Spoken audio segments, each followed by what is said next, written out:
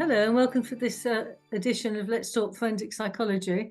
We're lucky today to be joined by Andrew Bates, who's a regional forensic psychologist working for the National Probation Service in the South Central region.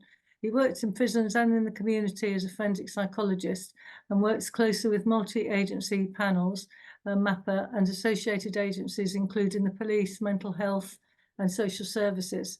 He's authored papers on treatment and evaluation of interventions for those with sexual convictions, circles of support and accountability, and restorative justice and autism. So we're really pleased to have you, Andrew. It's really nice to speak to someone who's in such a unique position as a forensic psychologist. And we look forward to hearing about your route. Do you mind telling us your route into forensic psychology? Sure thing, Jerry. Yeah, I started as forensic psychologist in 1987, a long time ago now, 37 years ago. I got a job at Feltham Young Offender Institution. That's where I started. I mean, I'd say I didn't have any particular ambition in that direction. I mean, it sounds a bit unglamorous, but I just sort of needed a job when I left university and got pointed in that direction. There were two, in those days, of course, it was much less subscribed sort of job. I mean, I think I'm right in thinking that when I applied, there were more jobs than people applying for them, unbelievably. You know, me and another guy applied for 3 jobs. So, and I took the job at Feltham in September '87, and sort of been, you know, in that line of work ever since, basically.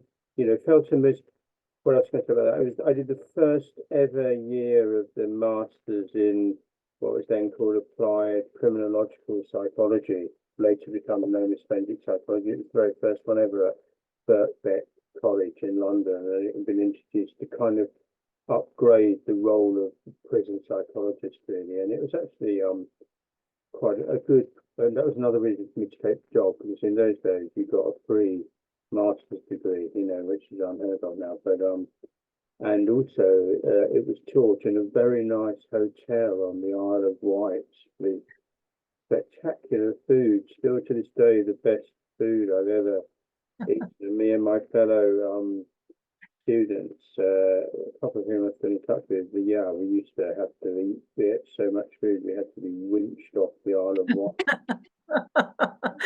Funnily enough, we were talking to Graham Towell in a recent episode, and he was talking about going to Birkbeck as well and doing the Masters. So obviously, people seem to look back on that with great fondness. It was actually. I mean, I think years now, looking back on it, it was quite good, really, and it was new to me because I hadn't really, you know, in those days you didn't do any forensic psychology in your undergraduate degree, so it was sort of happy days, really. How did you find it, Andrew, working in prisons? How long did I did 8 years altogether. I mean, I did 5 years at Feltham. Took me a while to work out what I was doing, really, but then I worked on a therapeutic community from 1990 to 92. So in that, I felt like I'd come home a little bit. At the therapeutic community, what I liked about it was, you know, you knew what you were doing each day. You know, you had your group therapy on Monday and your wing meeting on Tuesday. So I got very into that, so the structure of it. And also I liked working closely with the prison officers that were motivated to be engaged. And I met some very good prison officers, a senior probation officer as well. So it was multi-agency and a good sort of team spirit, actually. Before that, I found the job a little bit piecemeal. You know, prison psychologists in those days were somewhat a bit alienated from the other staff and a bit out on a limb, but I felt like I belonged in this therapeutic community, and we set it up from scratch. And then because I got the bug for that, I went to Grendon in 92. I had the opportunity to go to Grendon, to G-Wing. I was only quite young, 27, but I visited Grendon and had a little week placement there, and I thought, oh, I might come here when I've grown up or something. But then I went when I was just 27, a bit of a young boy still, really. But then, of course, it really did take off. Once I was at Grendon, I worked with some quite eminent, funny enough, they were psychiatrists and psychotherapists, you know, more than psychologists, actually. and called Peter Lewis, who was a big sort of mentor of mine. So that at that point at Brendan, I thought, I'm doing this job properly now. It was challenging. So I was on the wing for what we would now call men who've committed sex offences. We call them sexual offenders. But I felt that then I was really taking it seriously, and it was challenging but very rewarding. And so from there you went to work in the community?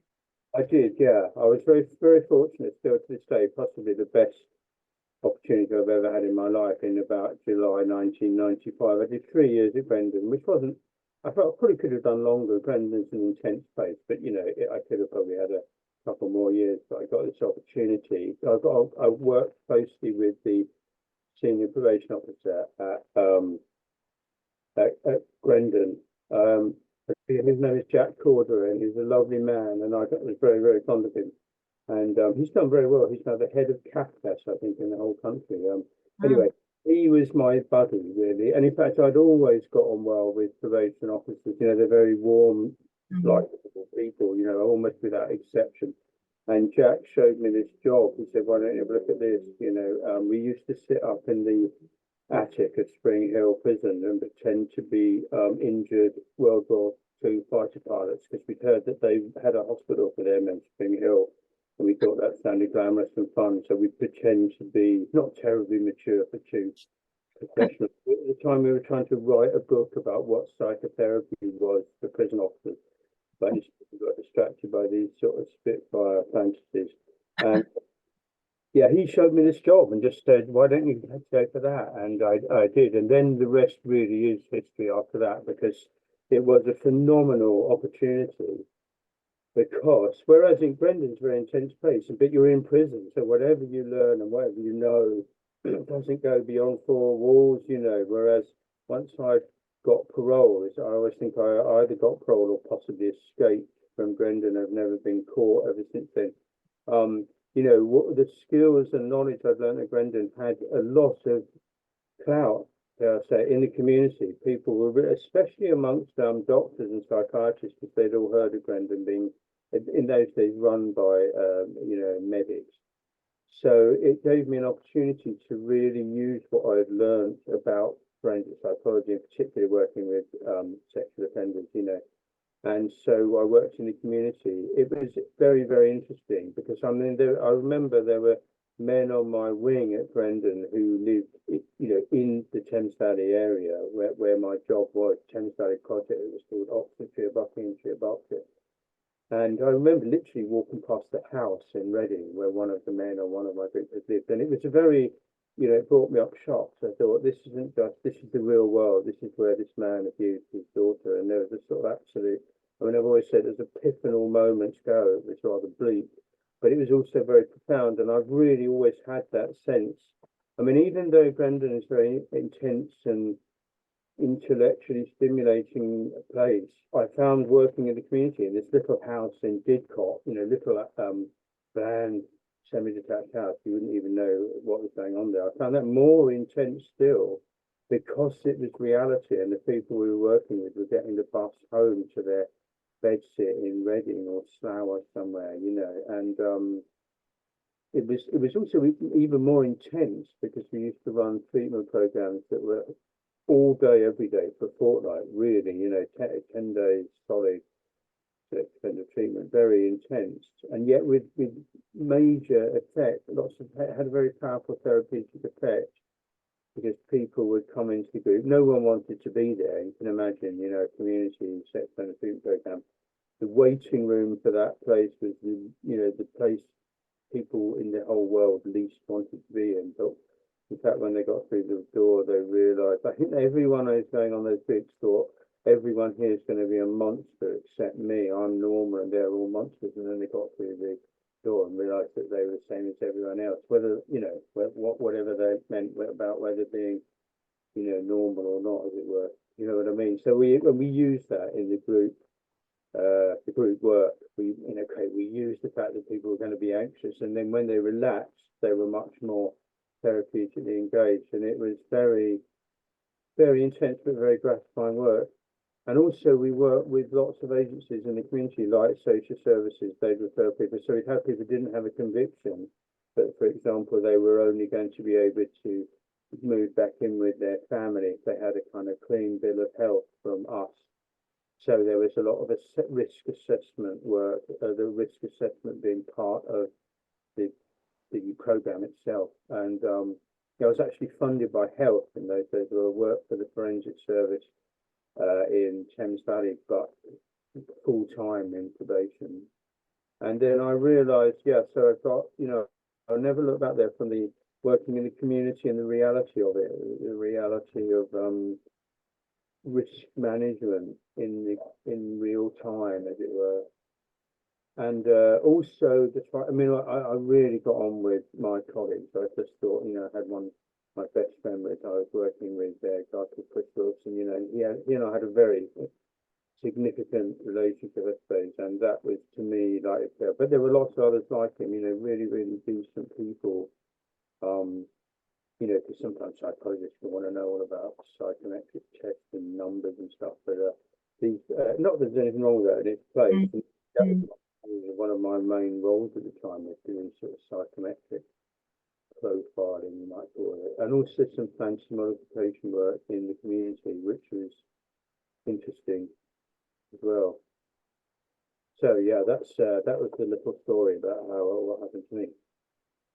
Andrew, I understand, I might have misunderstood, so please correct me, but that you are the only psychologist, the only probation psychologist in the probation service. Is that correct? There's one other. There's now one other. We're very much a dying breed, I'm afraid to say.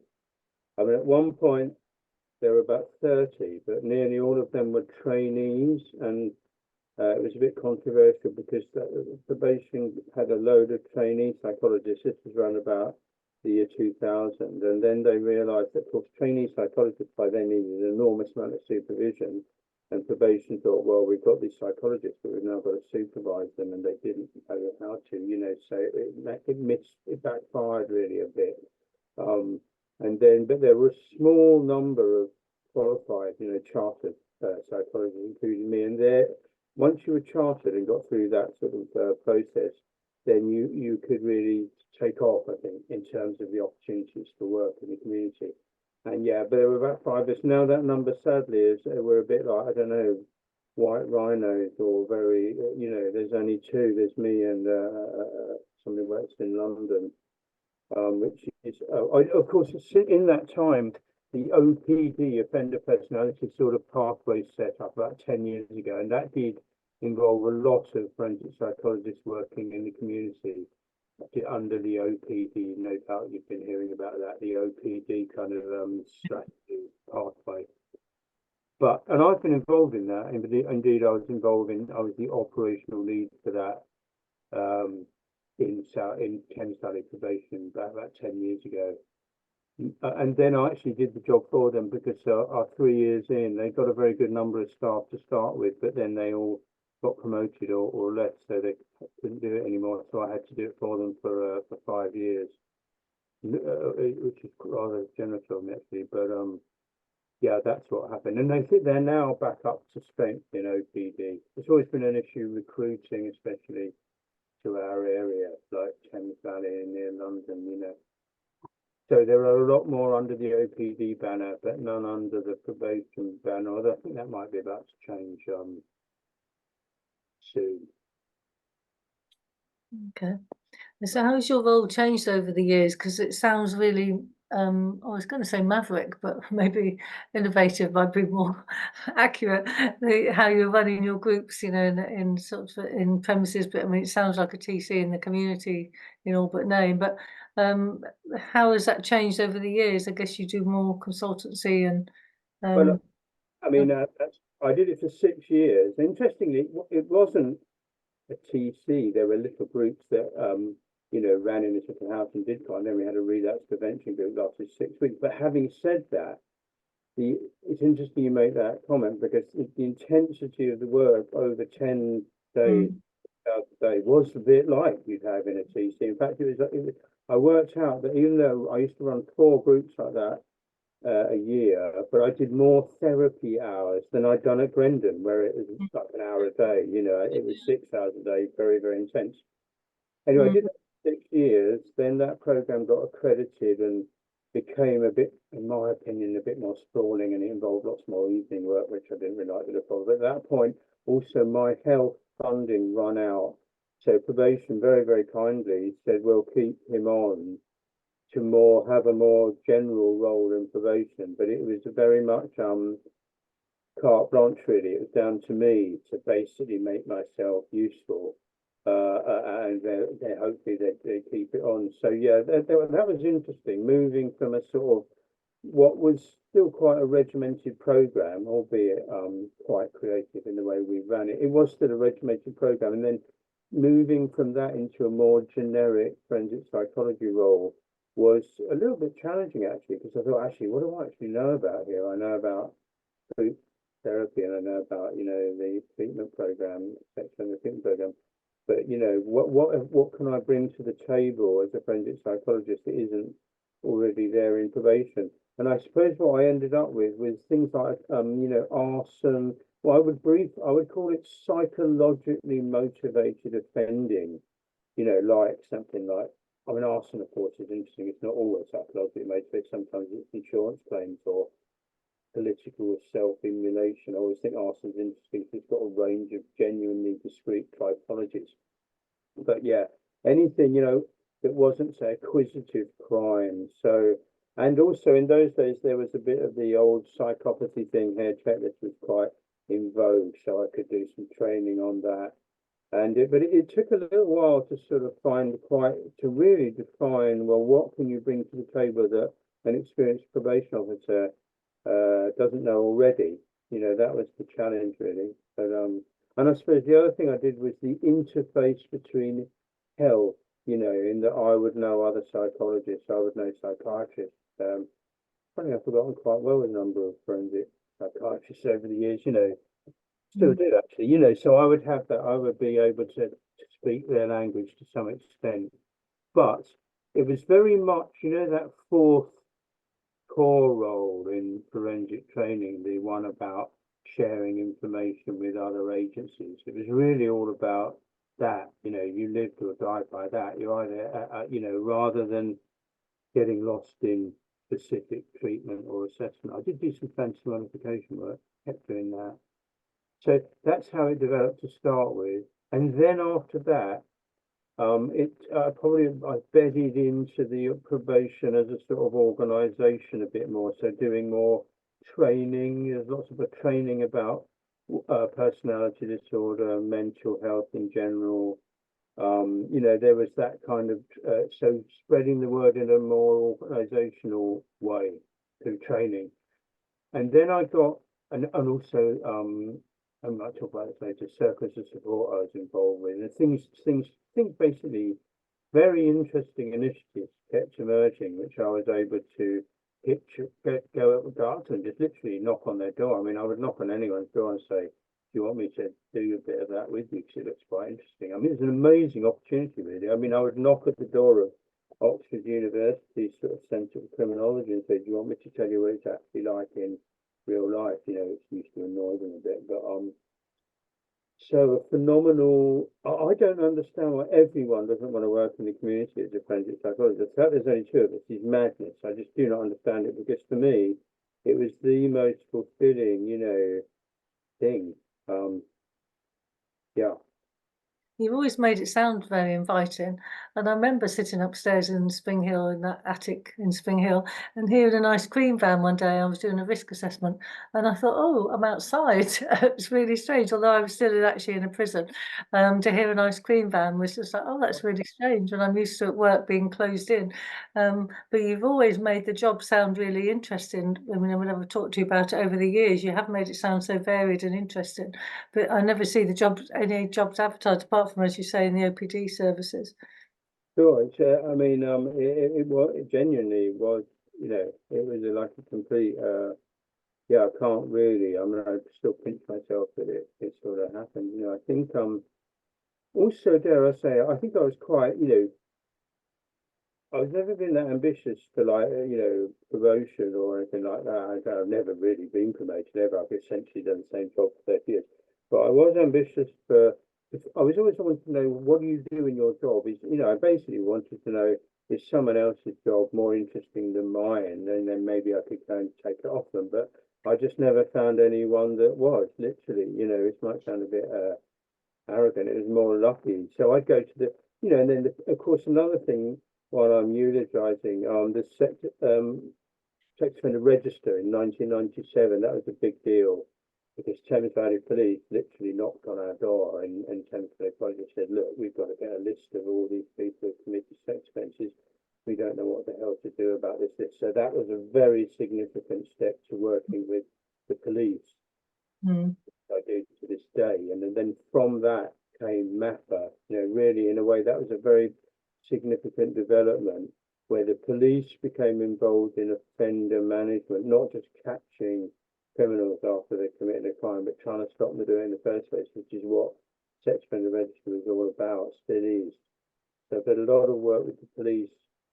We introduced them, not just me, by the way, although I think I'd like to take most credit for it, but like what was risk assessment? You've got a list of 50 names. Which of the two you should be most worried about? So lots of work with that. And then, as I said, that morphed over time into MAPA with the inclusion of people, violent offenders served more than a year in prison and other.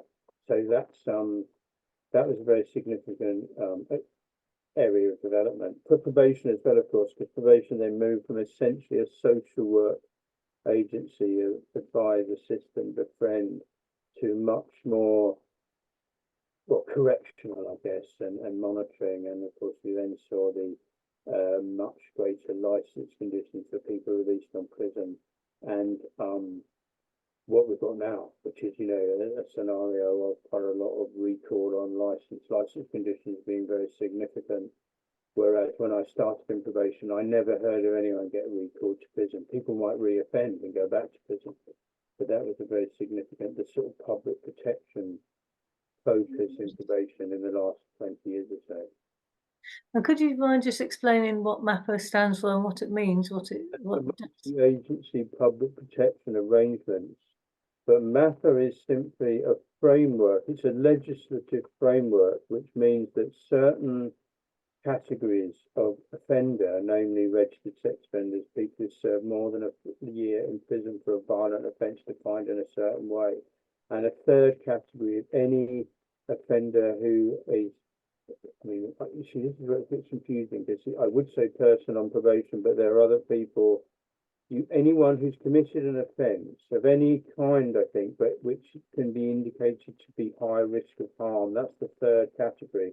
That one's a bit more complicated because you could have someone, I'll use the example of someone who stole a bicycle, but in stealing the bicycle, cycled up to a woman's house and peered through their window and was going to expose themselves. Do you see what I mean? So you could steal a bicycle, but still be kind of high risk of harm. Mm-hmm. And that's what it is. But what people don't realise about MAPA is it is only a communication. It's like a meeting where people have to attend, prison, probation and police, statutory agencies, so they have to go. And we have 3 levels of individual, MAPA, most MAPA cases are MAPA level 1, which means they don't actually get discussed because there's hundreds of MAPA cases in any probation area, so you can't discuss all of them. You discuss the ones which are level 2 or level 3. Level 2 means that they are high risk of harm and they are actively multi-agency. In other words, they're at least, police and probation and one other agency, because it normally police and probation in a way are one. Because, for example, all registered sex offenders are open to police and most of them also open to probation. So again, it's about restricting the numbers. And in Thames Valley, we have quite tight restriction because if you've got too many MAPA level 2 cases and you've got a meeting that goes on all day, you just can't discuss them meaningfully. You only want to discuss the ones where there really needs to be a discussion about their risk being sort of live, and sometimes there might be differences in agency views. So you've got to keep the numbers down. MAPA level 3, of course, is for the most dangerous, the critical few, the people who are deemed an imminent risk of serious harm. Fortunately, that's only ever about in Thames Valley, my area there. It's only about 10 at any one point in time, but there's very great scrutiny on those cases. Of course, as ever with forensic psychology, it's risk assessment, who are the people who are most likely to reoffend, and how do we define that? And that's our core task, I mean, it's never been easy, and it still isn't. One thing people get wrong about MAPA, just for your viewers, is that it's like some people think it's like international rescue, Thunderbird 2, and an enormously resourced group of special agents with big machines and flying Thunderbird 3s, and it isn't that at all. It's a meeting in a municipal building where, do you see what I mean, where staff are there.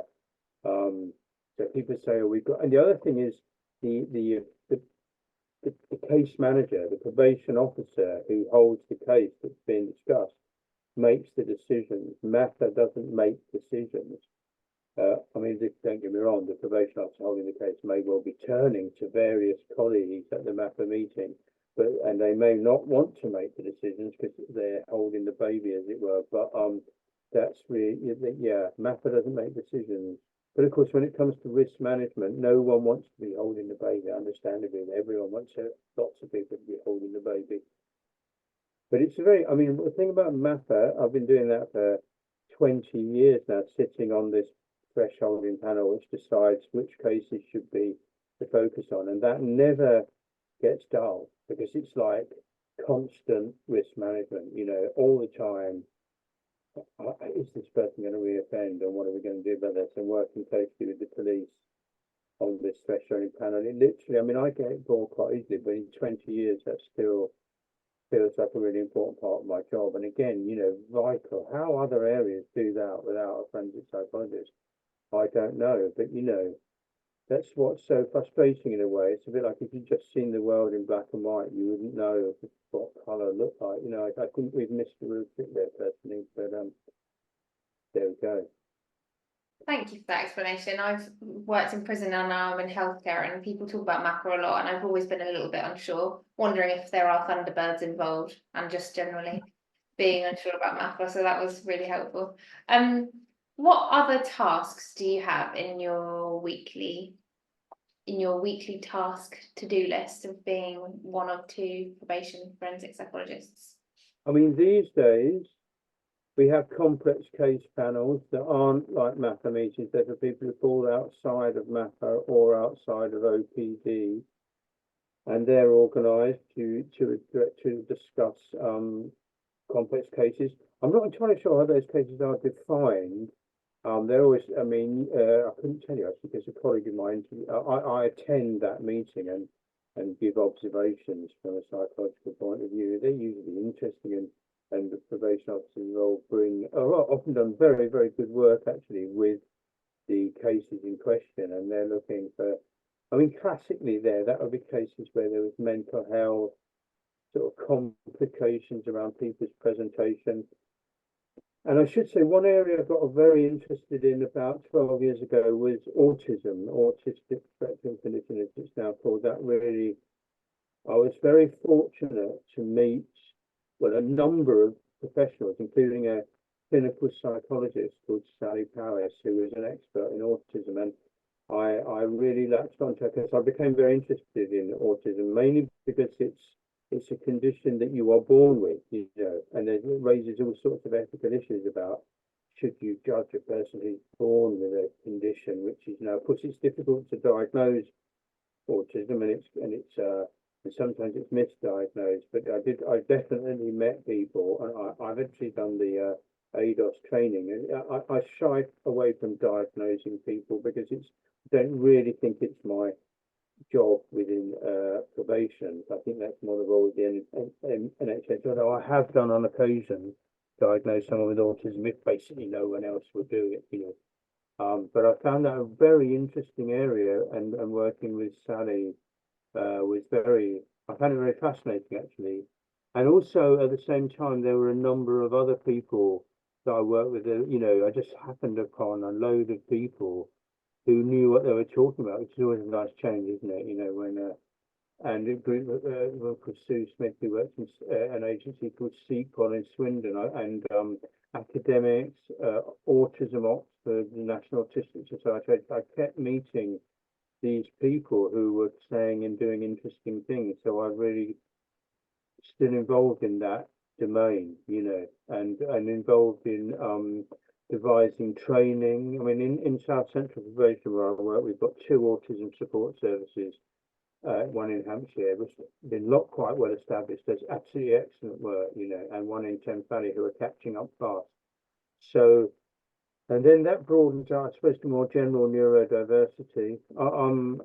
Then it gets slightly challenging, I think, because if you really broaden neurodiversity out, you run the risk of, almost everyone's neurodiverse in some way. But yeah, I found autism very interesting, and also the different sort of the typologies of the kinds of offences that autistic people might commit, even though I did some research that put the number of prevalence of autism in probation population of about 3%, which is slightly higher than the average, which in a male population you'd expect to be about 2%, but only just, which is good. We don't want to stigmatise autism by saying you're much more likely to commit a crime if you're autistic.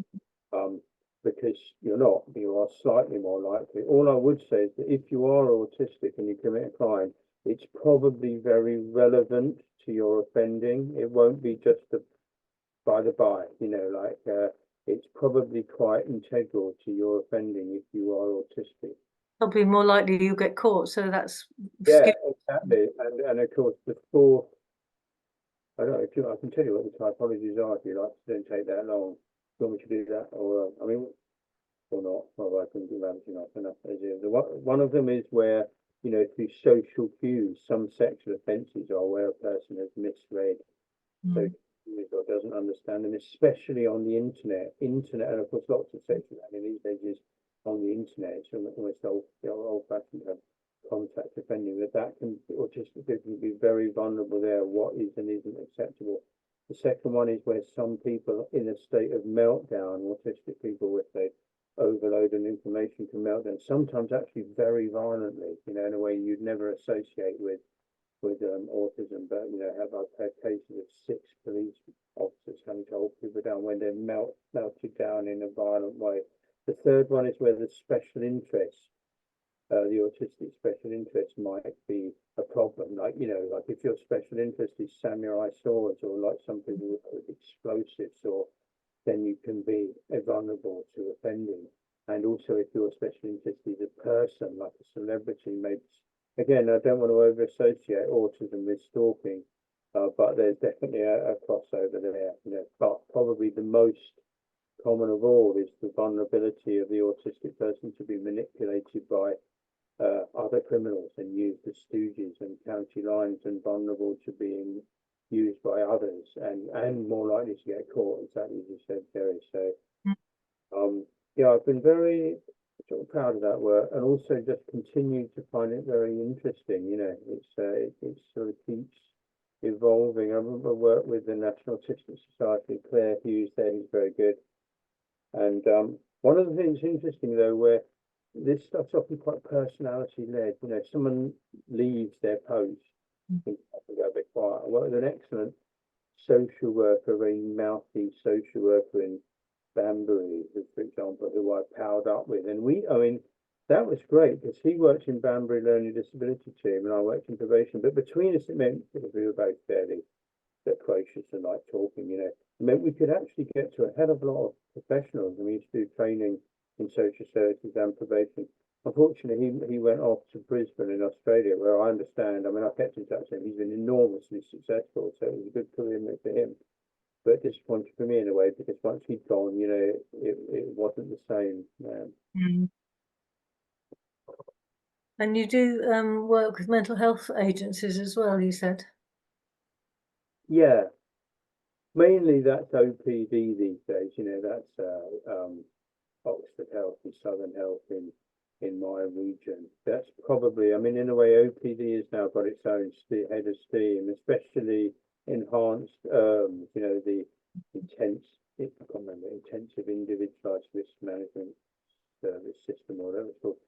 that's the focus of our work now, which I think is very good work they do there. The psychosocial needs of, it's very outreach based, it really gets stuck in with people on probation, people just released from prison, seeing people before they're released from prison, really focusing on their personality disorder, as it's known, and how that manifests in terms of people's chaotic lifestyles and the need for sort of some kind of attachment and stability in basic aspects of their life, and that's been a really good direction. So I work very closely with the clinical lead for OPD in Thames Valley, who I've got a great deal of respect for, So that's mainly, and occasionally I do friends, the forensic psychologists as well, who I go and meet with them sometimes and brief them on what's going on in the world of probation. And I have to say, in all seriousness, I find them very, have good discussions with them and a respectful exchange, which is nice, And you touched briefly about restorative justice, and would you mind just talking a bit about that and what that entails? So that's another very significant area of work I've been. I actually do that work mainly privately because I work with a company called Restorative Solutions that about 10 years ago.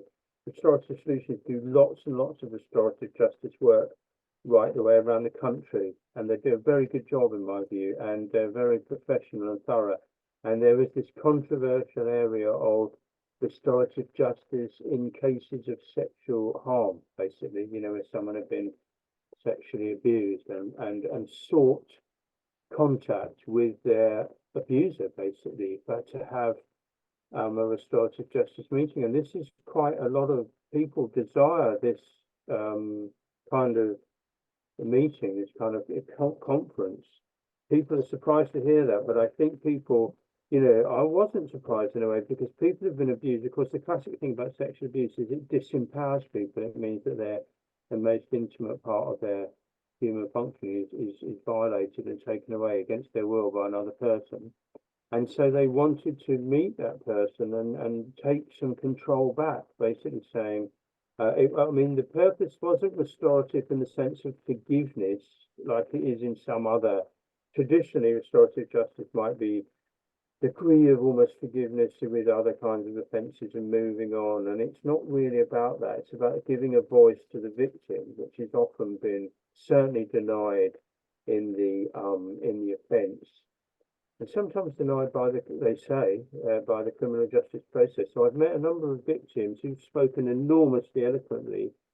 A woman called Jill Palmer, for example, who spoke very, very eloquently, who subsequently became a colleague of mine because she works with the restorative justice team, restorative solutions, sorry. And literally the most powerful presentation I've ever heard was her talk about me as a victim of rape, meeting the person who assaulted her and how she took away strength from that meeting. And it seemed to me very, very powerful. And restorative solutions want to do this work properly. They don't. It's not something that you should do lightly, and it needs a great deal of preparation on both sides. Both the perpetrator and the victim have to, of course, consent. I mean, sometimes the perpetrator might consent for non-altruistic reasons, because they want their parole or want to look good. But what we say about that is fair enough. We want you as a victim to have their voice.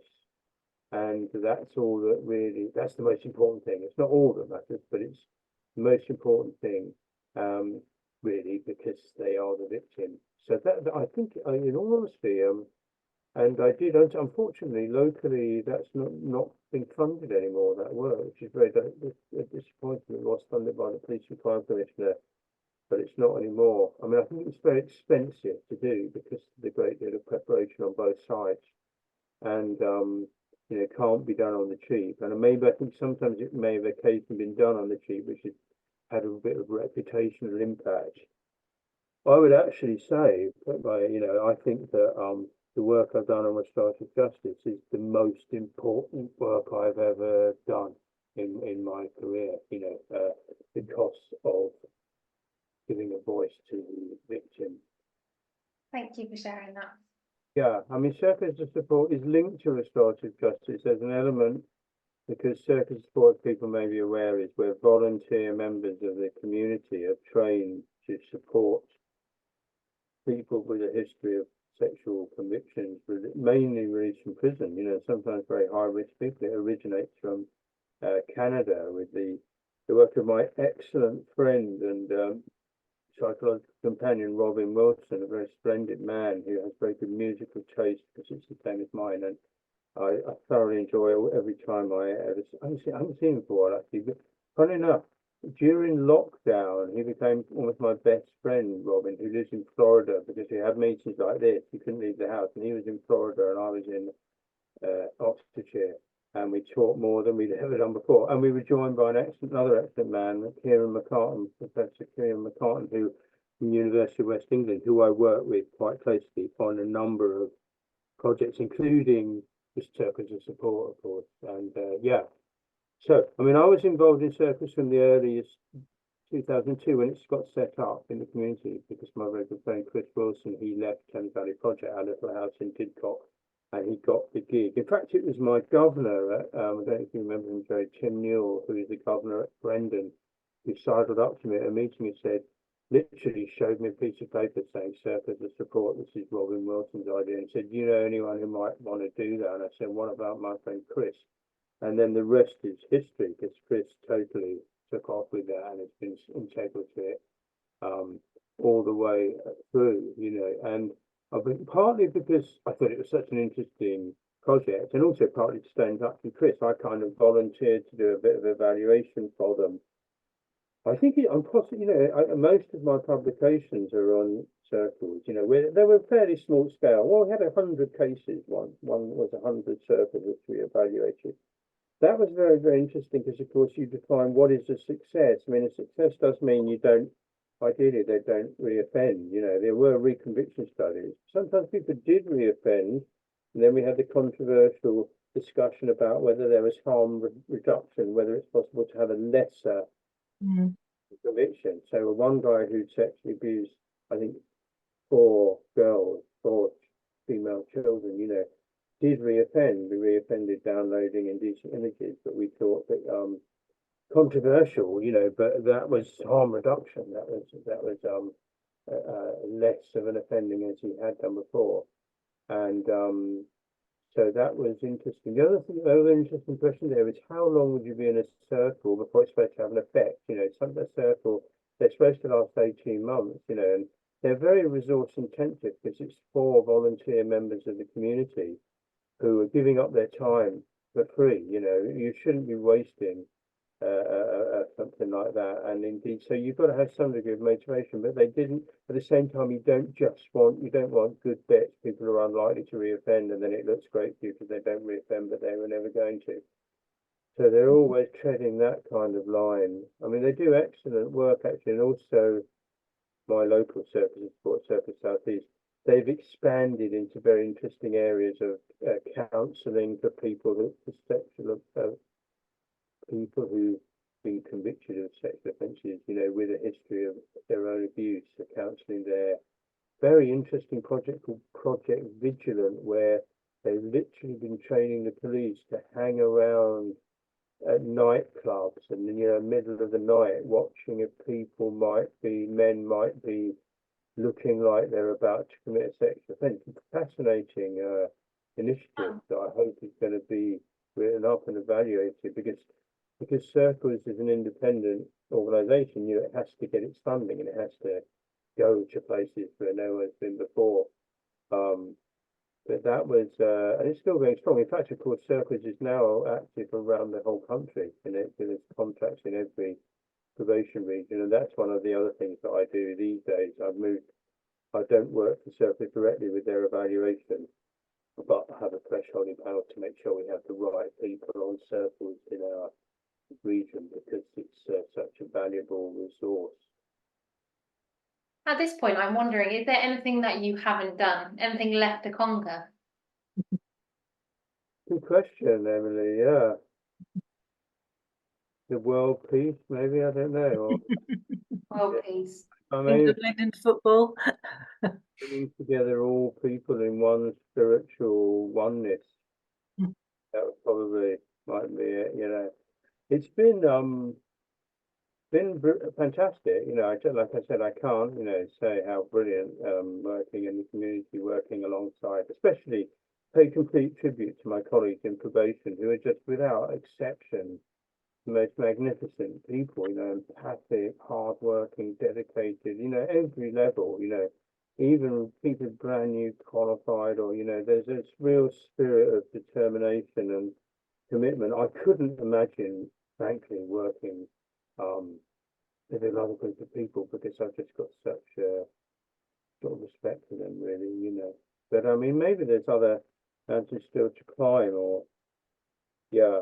And funnily enough, I did go back to Grendon. I went back to Grendon to do an autism diagnosis because again, no one else was going to do it, and sat in my first group for 29 years and literally didn't feel like I'd ever left. You know, it was exactly like, I mean, you know, in fact, it was an extremely good group. It was better. I mean, I remembered very, of course, the thing about Brendan, the groups were amazing and the level of humane discussion. The problem may be when they got out, you know, how do people acclimatize from a therapeutic community into the wider community? And I did know of people who came into my probation area who did reoffend, unfortunately, because there was some, you know, issue like that. But I have to say, I mean, it's but on the group, it was excellent to go back there, you know, and indeed an excellent way of diagnosing people with autism is you drop them in a group in Grendon and see what happens, you know, and because the level of insight from the other men on the group was